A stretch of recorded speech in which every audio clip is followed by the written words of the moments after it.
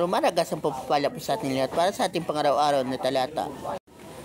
Tayo ngayon ay nasa Exodus Kapitulo 3, simula versikulo 11 hanggang versikulo 16. Dadalhin kayo ni Yahweh sa lupain ng mga Kananeyo, sa lupain pinangako sa inyo at sa inyong mga ninuno. Pagdating doon, italaga ninyo sa kanya ang lahat ng panganay na lalaki. Kanya rin ang lahat ng panganay na lalaki ng inyong mga hayop. Lahat ng panganay na lalaki ng mga asno'y tutubusin ninyo ng kordero. Kung ayaw ninyong tubusin, baliin ninyo ang leeg nito. Tutubusin din ninyo ang mga anak ninyong panganay. Darating ang araw na itatanong ng inyong mga anak kung bakit ninyo ginagawa ito. Kung magkagayon, sabihin ninyong kayo'y iniligtas ni Yahweh mula sa pagkaalipin sa Ehipto sa pamamagitan ng kanyang kapangyarihan. Sabihin ninyo na nang magmatigas ang paraon at ayaw kayong payagang umalis sa Ehipto. Pinatay ni Yahweh ang lahat ng nilang panganay, maging tao o hayop. Ito ang dahilan kaya ninyo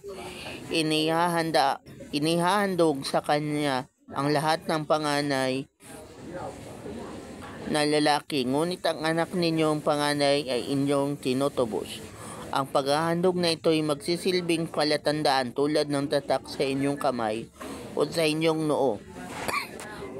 Ito ay pag-aalala sa ginawa ni Yahweh nang kayo'y ialis niya sa Ehipto sa pamamagitan ng kanyang kapangyarihan.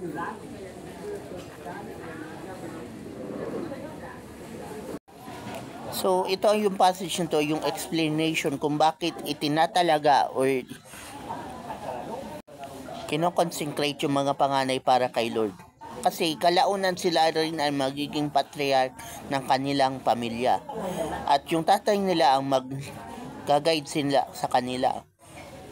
At kalaunan, hahalili sila sa tatay nila bilang patriarch.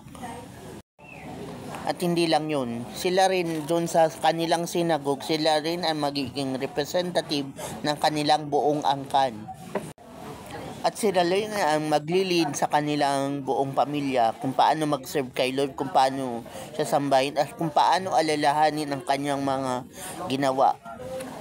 At kung paano ituro yun sa kanilang generation at sa sunod na generation. At kaya yun ay nagiging generational discipleship.